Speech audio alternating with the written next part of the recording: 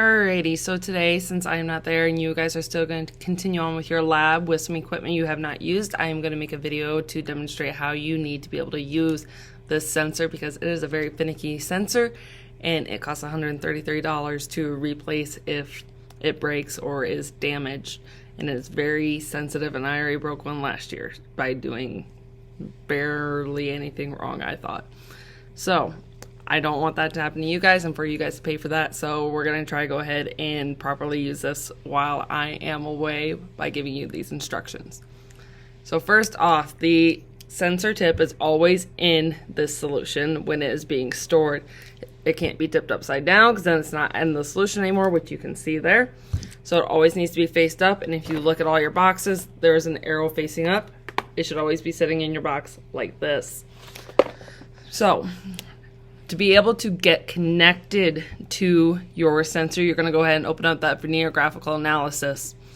And when you do, you're going to go ahead and click Sensor Data Collection. From there, you're going to hit Proximity Connect. Then once you have that open and you're ready to go, you're going to press the button so you have a red blinking light on your sensor. So right now mine's green because it automatically connected. So when it does that, you'll click Proximity Connect, hit Connect for your device. How you know which one is your device is you see this barcode. There is an ID number right here. You will look at what that says, find the one that matches your computer screen, click on that one to connect. So once you're done with that, go ahead and you will be having your pH collector open. Anytime you want to be collecting information or any data, you are going to hit the collect button in the dead center top of the graphical analysis. On the right hand side, there is a button that looks like a rectangle and two squares that says view options. When you hit that, I would like you to click and toggle on the meters. It will bring over a number with the pH in it, and that number will continue to move because the pH will never be the same for everything exactly. So every time you're going to collect, you're going to try to find the most stabilized number. So if you have a number 3.5, 3.6, and 3.7, you're going to take that 3.6 number. So in between using it, you will need a few items, which I need to run and grab, so I will run away.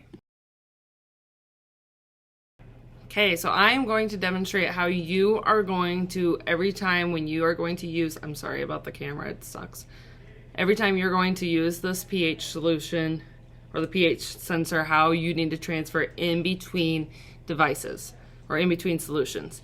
So you go ahead and crack open the seal, you slide it open, then immediately you're going to take one of the spray bottles and you're just going to spray the entire thing, every angle of it, all around. Once you think you got cleaned off, you're going to go ahead and keep it in the storage solution. So let's say now you're going to go ahead and put it into your soil solution, which is metaphorically over here. You're going to take it out, spray this all down again, put it in your new solution. And when you go to put it back, spray it off, put it back in your buffer solution. Every single time it needs to get sprayed off before going anywhere. When you go to put it back into its buffer container solution that it is stored in, spray it off. Every angle, make sure there's no soil residue whatsoever. Put it back in.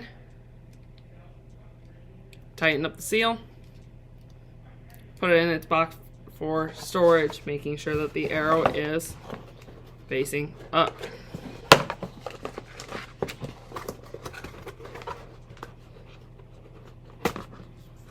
Like that.